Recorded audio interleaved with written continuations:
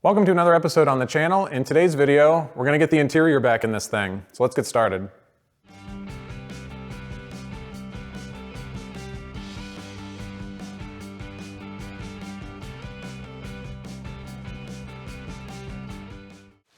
It's a little unfortunate and a little out of order. I planned on doing brakes today, but because of the incompetence of FedEx, parts are somewhere in the US. So let's take a look at the interior. I'll start putting it together, even though it's on the lift, which is a bit of a pain. Floor pans are done, as we saw in a previous video. First thing I need to do, I'm gonna put down the sound mat to try to help with some of the vibration through the floor. I'll put it under the seats, where your feet go, and if I've got a little bit left, I'll put it in the back. I ordered this off of Amazon. 10 square feet. I assumed that it was going to come in one piece, but no, it came in a bunch of small ones, which isn't a big deal, but I just have to piece it together. So we'll knock this out and then move on to the next thing.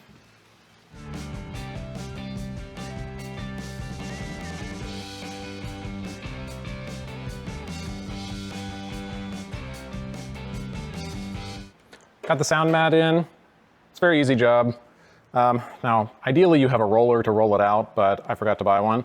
So I was able to find something that works. I've got my bar here. I found one where the diameter of, or the radius on the end of it was exactly the same as for these ridges, so it worked well to fit it down in there.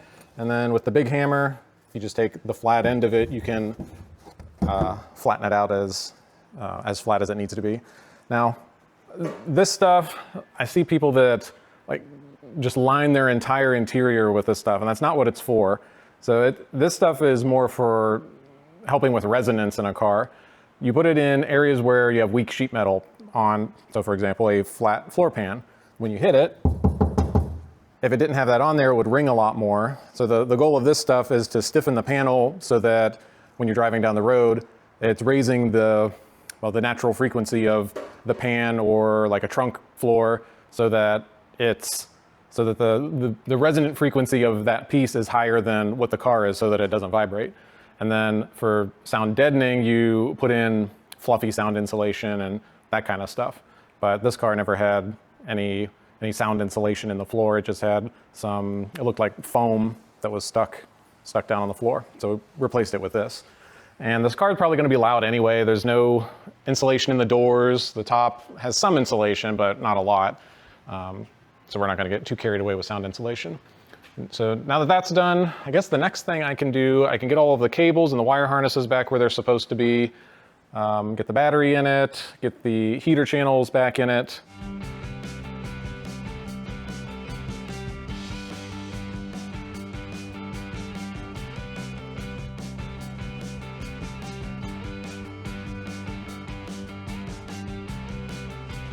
It got pretty dirty cutting out the floor pans. So the first thing we're gonna have to do is just scrub everything down, scrub down the dash, the seat, clean up the inside of the top.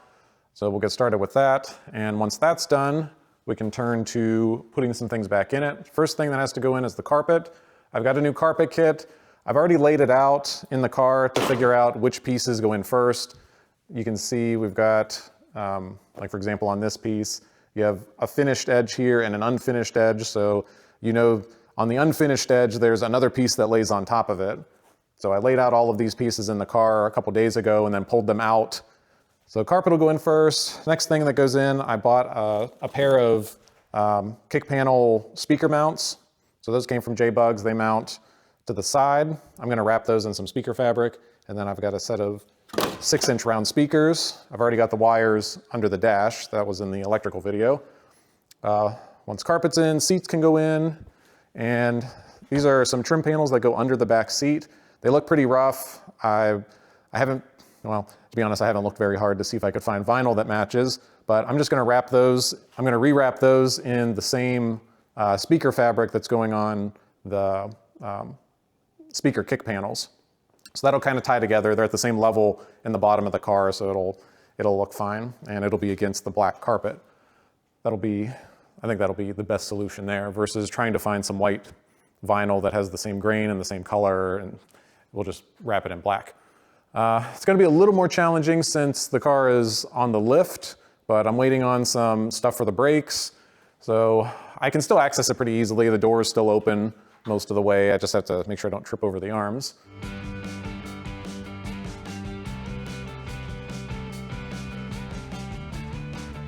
I'm not unhappy with how this turned out. So the goal here was just to pretty much give it a quick whore bath to get all of the heavy, heavy dirt off of it.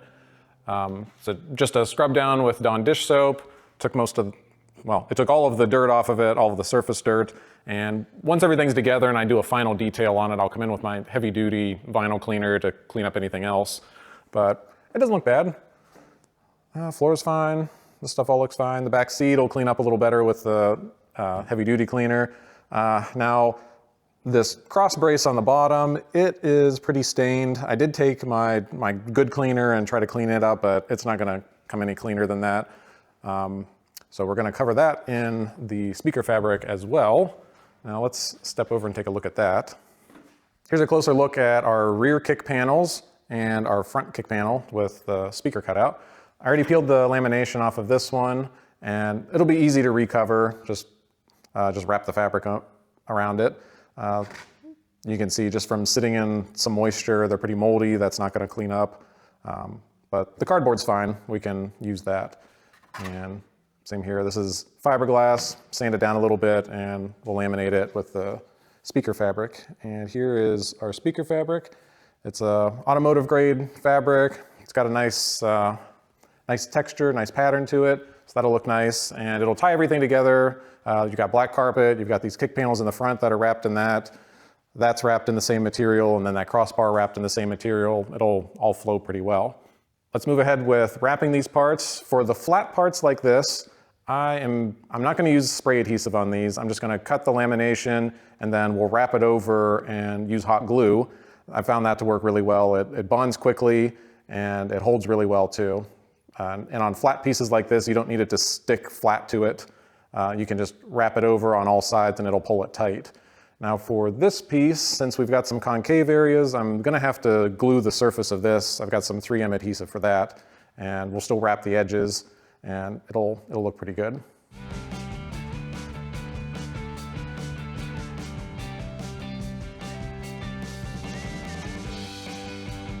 Kick panels are done. I think they came out pretty nice.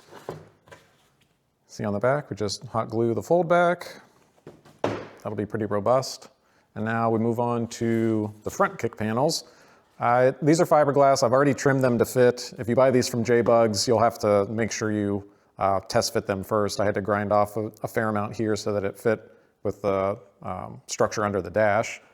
And I just gave them a quick sand with 80 grit just to rough them up, and we're gonna use the 3M High-Tech 76. Now, these have enough shape to them that it's going to be a little bit difficult to get this to wrap smoothly. On a flat panel, it doesn't matter, but on something with all these curves, even being a speaker fabric, you can see through it, so you can kind of stretch it and mold it around corners, but they're a little bit severe, like especially around here, so we're probably going to end up with some bunching of fabric. I'm not sure if I can flatten it out. We'll just have to experiment.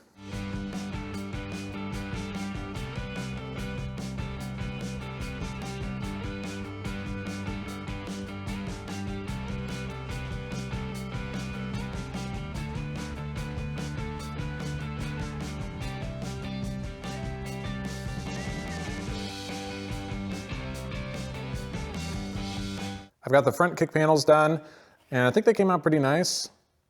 This should look, actually goes the other way, so that's driver's side. I think it came out pretty good. The only thing, I did have some extra material that wouldn't flatten out, so we've got a little bit of a fold over there, but the way it'll sit like that in the car, so you really won't notice it. So I'll have to get those temporarily mounted. I'm gonna have to screw them in, so probably one on the top, one on the bottom, closest to the passenger, and then one at the corner at the front of the car. So I'll have to get those in, get the screws pre-drilled before I mount the speakers. So those will go in there, and I've got some sound insulation to put behind it. That way it'll kind of muffle any sound to keep it from reverberating back into the car. Now the cross member, it is done. and I think it came out pretty nice as well. The carpet will come up here to cover this cutout, but I think that'll look pretty nice, black carpet, and then that in matching fabric to the back kick panels. Should be pretty good. And the only thing I need to do, which is unfortunate, I need to pull out that duct because I've got the wire harness on top of it. The wire harness needs to go under it because it's interfering with where the kick panel, it can't go all the way against the side of the bulkhead. All right, ready for carpet now. I've got the battery in it. I had to make a new battery tie down. I've got a 26R size battery in it. The factory one is not available anymore. So I just took some strap material, bent it over to the length I needed, painted it, and we've got a very solid battery now. And also, the original ones are side post, and pretty much everything that fits in here now is a top post. So I did have to use these adapters from like a marine battery, so we can go from a bolted attachment to the post attachment. And one other thing to keep in mind, if you have a fairly robust passenger in the back seat, if you have a taller battery and they sit on it, you run the risk of the springs under the back seat contacting the top of the battery and shorting it out. So a couple things that can prevent that. One, shorter battery. Two, like this one, I left the plastic, it's like a plastic riser on it. I left that plus the handle, so that'll kind of guard it a little bit. But then you can also do what the previous owners did here and put a piece of vinyl on the underside of it. So if it does contact it, it's not going to short anything out. So along with that, I put the wire harness back where it's supposed to be underneath that air duct, so the kick panel fits now. And I've also got the jack back where it belongs. And the rubber band is long gone, so we just used some metal wire to wire the handle to the jack so it doesn't get lost and it doesn't rattle around. All right, so now for the carpet, I think I'm going to hot glue it like I did the fold backs on the other parts. You can spray glue it. The stuff smells bad. It's a pain to work with. I like the idea of the hot glue. I can just run a bead down the edge of it. Like for example, let's say this side kick panel piece, I can just run a bead of hot glue down the edge. I can stick it here and just glue a couple other spots just to hold it. I mean, it's not gonna go anywhere. And in the case of the carpet on the inside here, there's really not a lot of places where it's gonna be concave, like kind of around here, but the carpet's thick enough you can kind of tuck it and you don't have to worry about it just kind of falling off or anything. So we're gonna go that route.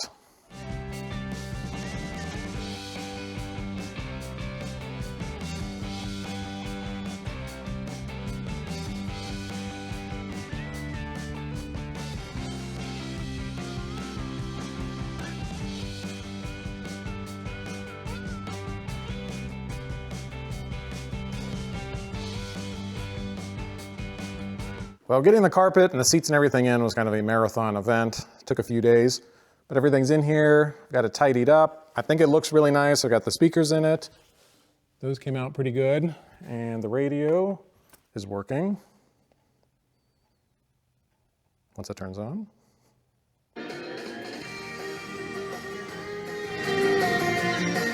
Obviously, you need to go in and change the bass and treble. It sounds a bit hollow right now, but those are in and working. Back seat looks good. I think this came out really nice with the speaker fabric on the cross brace and the lower kick panels. Obviously, this all needs to be cleaned up for a final detail. The seats are a bit dirty. Those will clean up pretty nice. So the only thing left on the interior is to get the glove box back in it. And the reason the glove box is out to start with is because the frunk release, the cable didn't break, but there's a grommet in here. And the way that it comes into the car is a little bit wonky. So originally, it kind of went down and over and then up into the dash. And with time, just operating the lever up and down, it wore a groove in the outer plastic casing, and the cable inside got bound up in the slot that it had wore into the casing, and I couldn't get the frunk open. So I had to pull the glove box out of it, had to drill out the rivets, So if we take a look at the glove box, that's where the latch used to be. I had to go in there and Dremel off the spot welds, rivets, whatever they were, to get the latch out and take it apart so that I could pull the glove box out of it so that I could pull the cable to manually open the front trunk. So we're going to redo it to where we're adding a hole to the outboard side of the glove box and having the cable go more straight into it. And then you can just pull the cable and open the frunk. Now I've seen people that relocate it down to the dash and stuff, but I'd prefer to keep it in the glove box still. We'll just move it to a more favorable location. So I've already gone ahead and drilled the hole. I've got the grommet in there. So the biggest issue I need to take care of now, when you pull on the actual cable that's inside the plastic sleeve, if we take a look at that. So if you pull on the actual cable that's inside the sleeve, it pulls the sleeve and everything with it, and then it won't pop the latch on the frunk. So I need to somehow clamp the outer plastic sleeve so that when you pull on the cable, it's only pulling the cable. The option I'm leaning towards, and hopefully it works, is to mount this L bracket to the outside of the trunk where the cable's going into the glove box. So mount it out here, and then I've got this cable clamp that I can crimp down, and hopefully I can crimp that down hard enough that it'll grip the plastic sleeve and allow the cable itself to be pulled. And worst case, you won't get locked out of the frunk. You can go inside the glove box and hold the plastic sleeve while you pull the cable if it fails at some point in the future.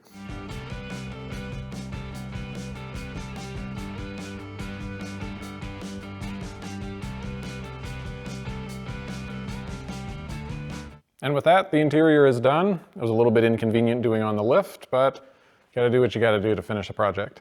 And again, I haven't deep cleaned the seats yet. Those should brighten up pretty well with my heavy duty cleaner.